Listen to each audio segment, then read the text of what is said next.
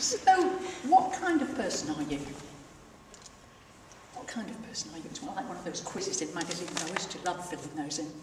Well, speaking personally, I'm pretty generous, I'm kind, I'm well informed, I could go on, I'm wise, I guess. It's all right, isn't it? I guess you are too. Yeah, good. And yet, not everybody agrees with me. Not everybody quite sees me like that. And just occasionally, when I'm meditating, or when I even just pause from dashing around the place, I start seeing myself a bit differently. You know, my opinion of myself kind of wobbles a bit. And I start hearing those internal voices. So I've got one that goes, don't be horrid, she's smaller than you. And that was my teacher in the first class at Fourfield Lane Junior and Infants. And it's still in my head now, don't be horrid. So I'm terribly good. And there's another one that goes, how could you be so selfish? That dates back, I think I'm about 7, and my friend Corinne has come to tea, and my mother's laid out a great spread. I'm one of a big family. And Corinne and me ate all the cake. She was an only child. She didn't understand that cake was supposed to go around 8 people. And I didn't want to tell her to stop. So there I am, I'm selfish. Shucks, oh well. Okay, so I've got those voices in my head. But also things happen like... you know, I think of myself as, you know, reasonably metaphor. No, reasonably kind, all the rest of it. And then suddenly this kind of snide, sarcastic comment will come out. And my poor friend, who was completely unbeknownst to her that was going to hit her, is going, oh, and sort of backing away from me. And I think, crikey, where did that come from? That's not how I feel about her, is it? So, yeah. So we are mysterious to ourselves. I started thinking about Dr. Jekyll and Mr. Hyde. Remember that story? Even seen the film? There's nice Mr. Jekyll who is kind and helpful and studious. Nothing wrong with Dr. Jekyll at all. But he starts getting really interested in the workings of his mind. And before he knows it, he's been taken over by this murderous Mr. Hyde. And the more Mr. Hyde gets his claws into him, the weaker Dr. Jekyll gets. Well, this is it, this is the warning. Don't meditate, don't meditate. You'll find your Mr. Hyde, he'll come up and grab you, and you'll find yourself, you know, you're a mass murderer or a vampire or something. No, he wasn't a vampire, but, you know, obviously, you don't have my imagination. So, it's scary. Maybe this kind of polite, reasonably sociable being is just a facade. Maybe I'm really, really nasty underneath.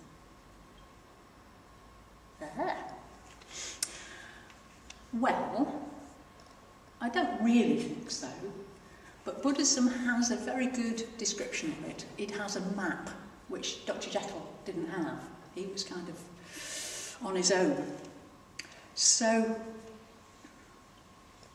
yes, there are more inspiring stories from the Buddhist tradition, but we'll come to those later.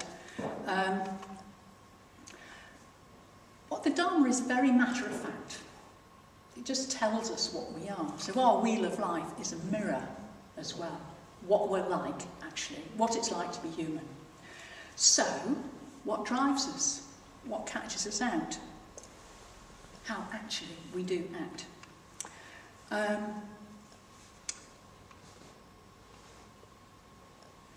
The only trouble with it is it needs some interpreting. It is from a different culture.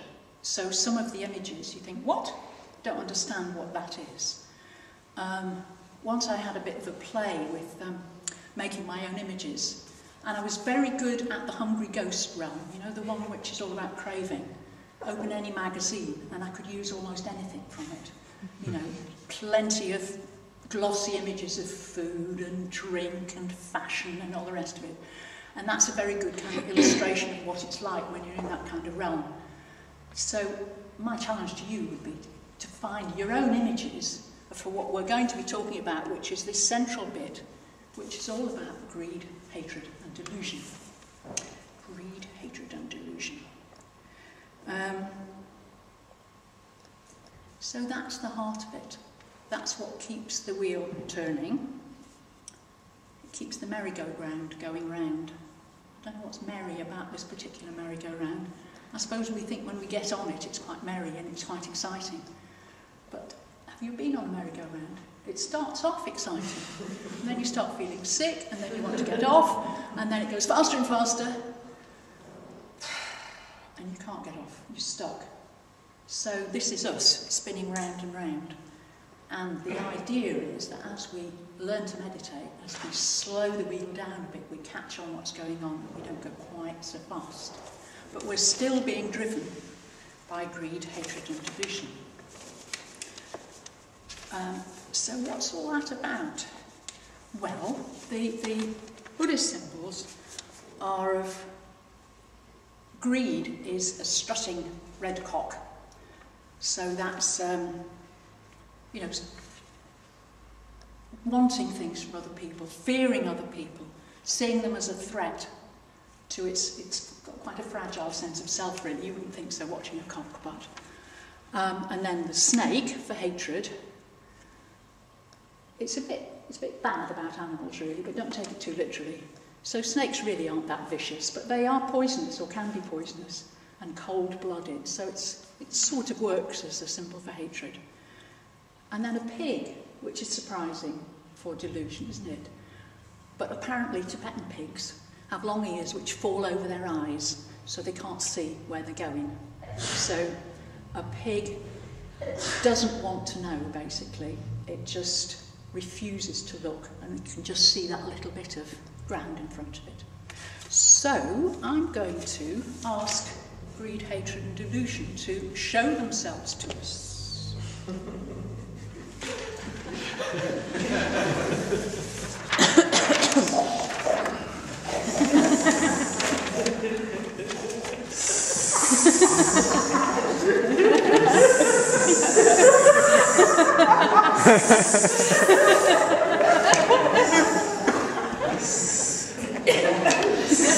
I'm delusion. I'm pretty smart, actually. And I know what's going on. I know what's going on. Well, actually, I haven't got a clue, but you've got to look like you know what's going on. I know what's going on. I'm greedy. Yes, you're right, I'm scared, I'm insecure. I'm not sure if I can manage.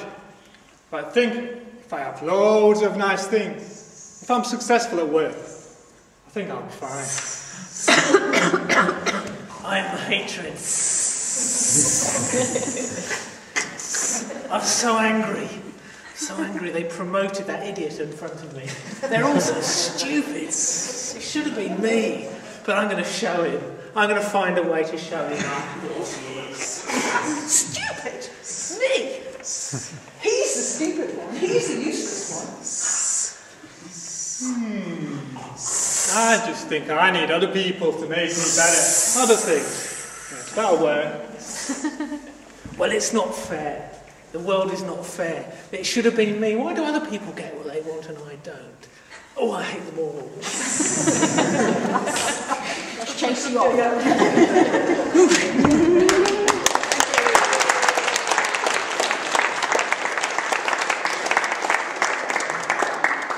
Thank you. We can go home now. So that's what it's like. So I'll just kind of pedestrianly spell that out a bit for you. Yeah, well, you needed to know because that's the best I could do for drawing a pig.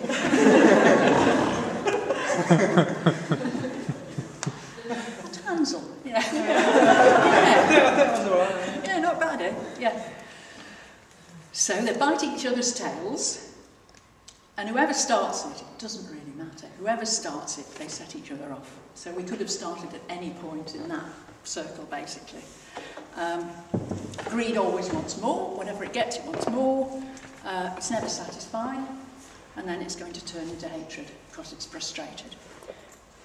When it's frustrated, it starts turning into hatred, and more hatred lashes out. The less it can see what's happening, it turns into delusion. And of course, delusion wants to find out what's happening, it wants to get clear, so it starts wanting to feel better, so it turns into greed. So round we go. There's all different ways you could illustrate that. One of the key things about hatred is you can't see straight. So you can't really work out what's happening. You lose the plot, really. Another teaching that I kind of think of along with this is the teaching about just this first bit, the two veils, the avaranas. So this says the klesha varana, don't worry about that. The veil of the passions. So if you're under the grip of any strong emotion, you just lose sight of what's really happening.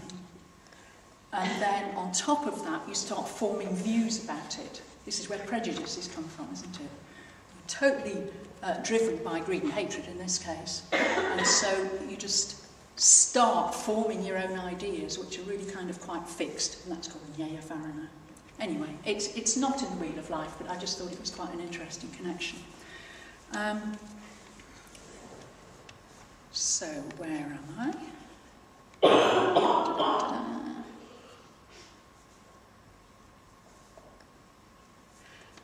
Yeah. So I thought before I go any further, we'll see what drives our lives in a certain sense. But there's ways that we could misunderstand this.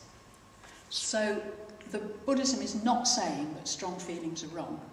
It very definitely isn't saying that. Wanting something is wrong. No. Absolutely nothing wrong in wanting to have friends, in wanting to be happy, in wanting to understand more, in wanting to become a bigger person. Of course there isn't anything wrong with that. Those are skillful drives. That's called dharma chanda, wanting the dharma. Thirst for the dharma. Greed is not like that. Greed is kama chanda. It's a neurotic craving.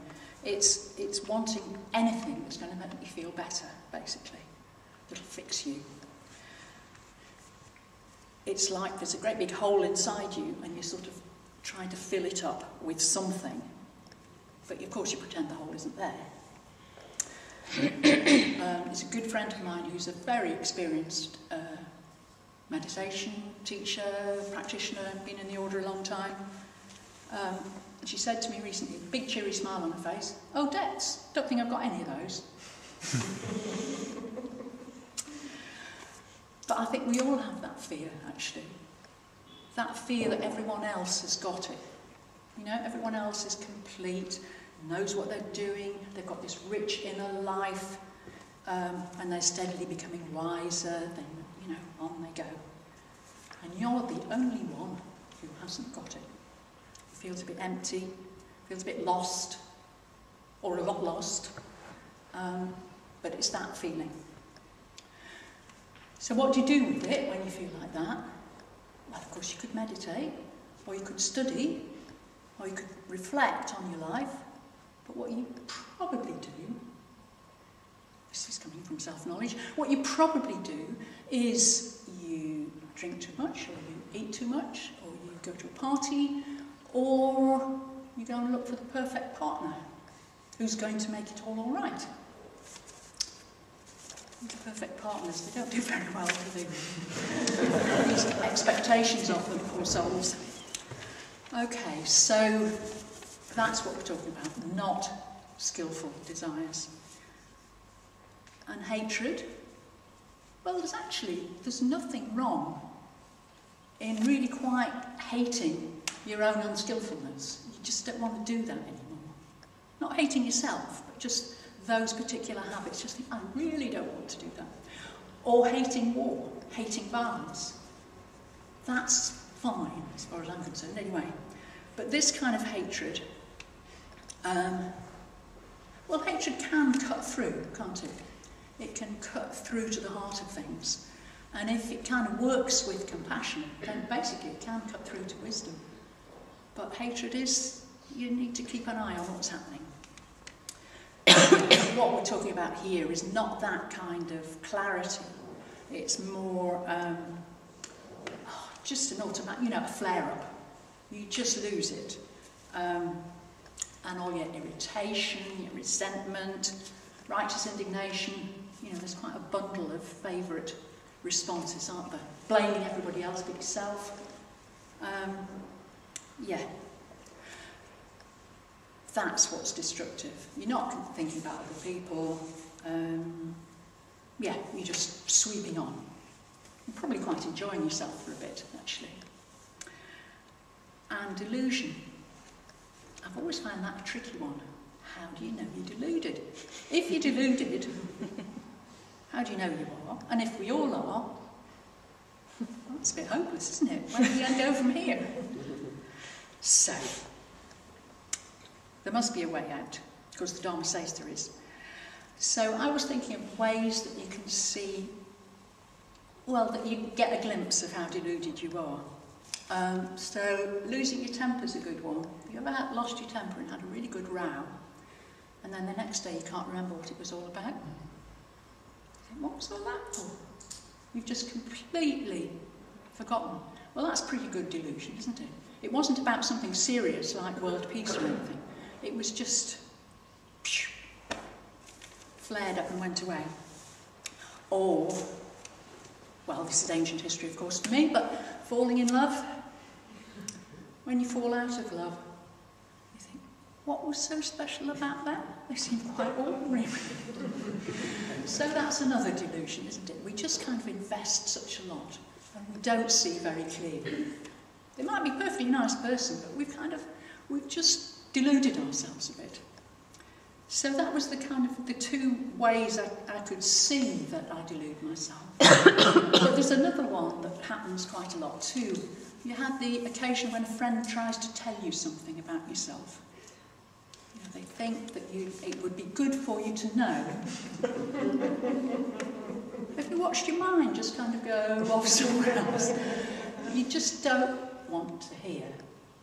And if you're pretty skilled at it, you don't hear. Did they say something helpful?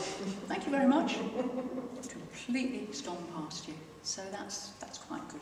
Quite good delusion. Okay. The other way I thought of getting into seeing it a bit more clearly, because it's always easier to see it out there rather than in ourselves, isn't it? Is through literature. So I was thinking about King Lear. King Lear, he wants his daughter Cordelia to express her love for him, and she doesn't do it how he wants her to. She loves him very much, but he is deluded at that point and he can't hear it, and he gets really angry with her, and it just piles up. It piles up and gets worse and worse and worse and worse until it's too late. And then he realises, after people have died and there's been all kinds of mayhem and destruction, he finally realises that she did love him, and of course that he loved her. But it's a whole tale of where delusion can take you. Hopefully we're not quite that bad, but it's an illustration of that. So that doesn't come out well. But there's a Buddhist story that does. It's not a story. It's a true life story of Milarepa. He became an enlightened teacher, but he began as a mass murderer. So he had travelled quite a journey in one life. His uncle stole his and his side of the family's property, and his mother was very unhappy and asked Milarepa to do something about his uncle. Milarepa loved his mother. He also loved his property, I suspect. So he went off and learned how to do black magic. And, well, it takes a little longer in the story, but basically he finished off, he killed, was responsible for the deaths of his uncle and all that side of the family who'd been a bit unkind to him. So his hatred was completely lethal. And his delusion was believing, well, he loved his mother, okay, but his delusion was believing that he could kill his way to contentment, which is actually, sounds a bit familiar. There are a few people in the world today, don't they, that's the way to do it. But he did understand that his actions hadn't led to his mother being any happier. And eventually he was filled with remorse at what he'd done. Despair, really, about himself. What was he going to do to make reparation for all those deaths? So it's quite a long story. It's very gripping, actually. He goes through a lot of hardship, a lot of hard labour. He gets a very strong teacher who really keeps him working hard, both physically as well as emotionally and spiritually. And eventually he goes off and meditates in a cave on his own for years. And eventually he breaks through his delusion and becomes enlightened. So he does make it, but he has to work very hard. So it is possible, thank goodness. And this does bring me to the, hang on, you can't see, I know you can't see. Outside the wheel, the cock and the pig are these two segments. So there's a white segment on the left where people are looking pretty happy, looking quite positive, are walking upwards. And on the black side, they're all naked and suffering and miserable and falling down.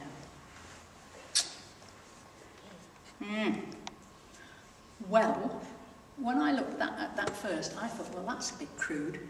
That's a bit like, you know, these days of judgment that you see in Christian churches, particularly on the continent, where you have, you know, all the sheep are gathered together into the arms of Jesus kind of thing, and all the goats are tumbling down to boil in hell forever and ever. I thought, it can't be like that. I didn't think the Dharma was like that. Well, it isn't, of course, but it just looks a bit like it to me, so I have to tell myself that's not what it's saying. It's not what it's saying. What it's saying, of course, is that if we act, how we act makes that difference. So we may all be stuck with these quite primitive drives, but our choices are right there. They're right there. So, yes, so the drives themselves are what's called karmically neutral. They're not our fault. It's how we come as human beings. It's what it's like to be human. But what we do then is under our control. So to the extent that we act with kindness and generosity, we increase those habits. We become more kind, more generous, more happy.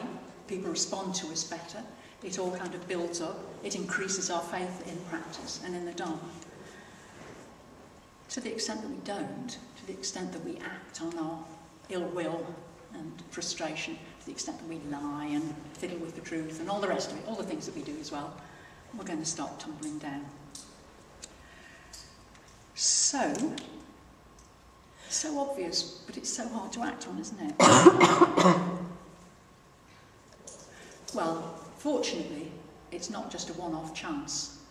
Okay, sheep that way, goats the other way. It's not like that. Every minute, we've got a choice. And as we meditate too, that really helps to catch. So you can, if you catch yourself in a bit of a nosedive, you can... How do you get out of a nosedive? I don't know, I've never flown a plane, but you can. So you pull yourself out of it. I'm not going down that road anymore. I'm going to do something about it. I've heard people say that when they start coming up the steps to the Buddhist Centre, sometimes that's them pulling out of a nosedive. It just kind of, oh, maybe it's possible after all not to act like that anymore. But you haven't got it all made if you're on this side either. You can't just say, oh, well, I'm one of the sheep, I'm all right. You have to keep on being aware of what helps that. So it might be, you know, making sure you see your friends who are practicing. It might be remembering that you can't get away too many times with not meditating. It will actually start having an effect, etc. Just being aware of what helps you feel more positive, feel more generous to people.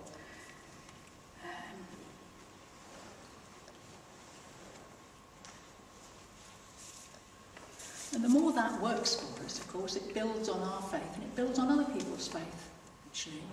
Because we do, in the Sangha, we affect each other. We see somebody who's a bit happier, who's making better choices for themselves. And we think, oh yeah, I could do that. I could do that too. So I was just going to show you another... This is me going off on a slight tangent, but never mind it. Is this bit that Subhuti gave a recent talk when he was talking about the difference between character, individuality and personality. I don't know whether this is Subhuti or whether it's traditional, but anyway, I'll just give you the what he said. So it was in the context of talking about the niyamas, which are levels of conditionality, and he made a distinction between the mano-niyama, which is like the non-volitional conditionality, so we don't have any control of it. In other words, like our centre of the wheel, we haven't got control over that, that's how we come. This is the mano-niyama, that's our character. So it's those drives plus our own conditioned kind of soup of what we come from. So, you know, in my case from Yorkshire, female, white, youngest of a family, all those kind of whatever. Went to Fulfield Lane Junior in it. That's all part of my conditioning. And I didn't have too much choice of that. Now the volitional, the karma niyama, the action one if you like, that's the volitional one. So that's like our two white and black circles. That's where our individuality comes from. So that's what we do with the pot of soup that we're given, if you see what I mean. I've got some very strange mixed metaphors here, haven't I? Never mind. Yes, so that's our individuality. So we're not trying to, I think another misconception about Buddhism is that we're trying not to be somebody. You know, we're trying to kind of go beyond self and all the rest of it. We're trying to grow a healthy self. We're trying to become an individual.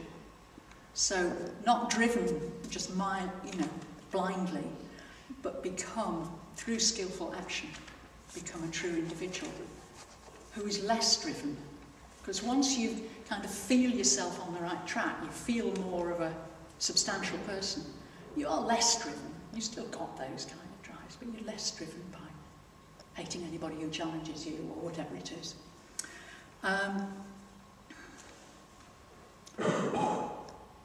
Yeah.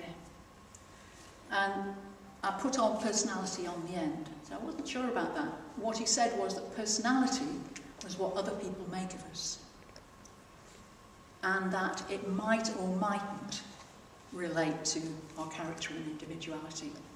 So that's kind of interesting. I mean, it mightn't, because they've got all their stuff, haven't they? They decide they don't like women from Yorkshire with white hair, or whatever it is. You know, it's not my fault, can't change it.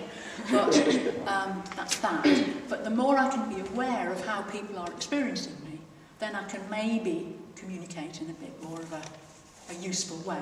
You see what I mean? So it's worth knowing how people see you.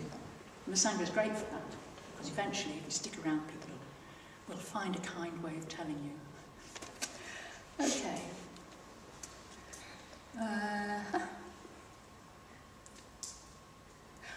Yeah, just one wee bit. See how many pages I've got left. Going back to the wheel. So we're back to greed, hatred and delusion. And there was a teacher called Buddha Gosha who talked about how most of us have a dominant one of those. So we have a fallback position.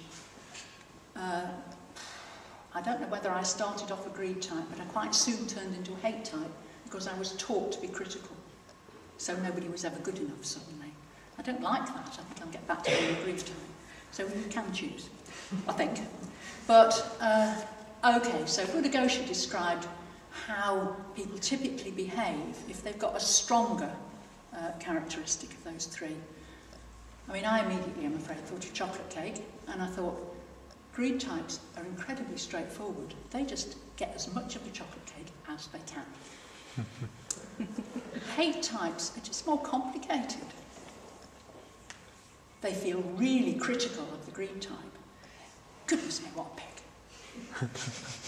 How could they be that greedy? Aren't they thinking about anybody else? I'm really shocked. And then, I'm not sure. Some of them then eat as much as the greed type. But they might go as, well, I'm not actually, I haven't really deserved that chocolate cake. They get into something quite complicated. I speak as a deep student of hate types. So it's quite complicated. Deluded types usually miss the boat because they can't decide. Anyway, Buddhaghosa had his own particular take on this. It's really quite weird, actually. So Buddhaghosa describes how you sweep a room if you're a greed type, a hate type, or a deluded type. Can you guess? Can you guess?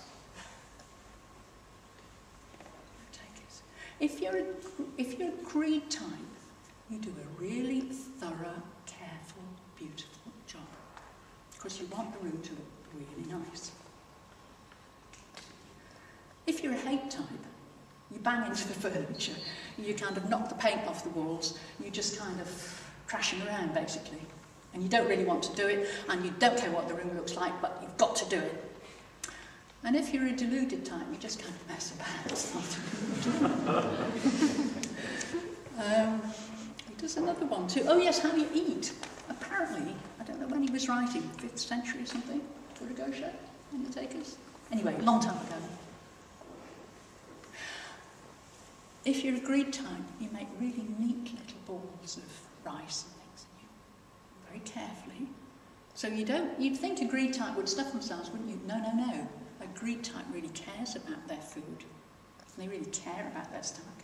So they make these very nice little neat packages, and then they carefully pop them into their mouth, and they savour the food. And when they finish that mouthful, they make another little rice ball and pop that into their mouth, etc.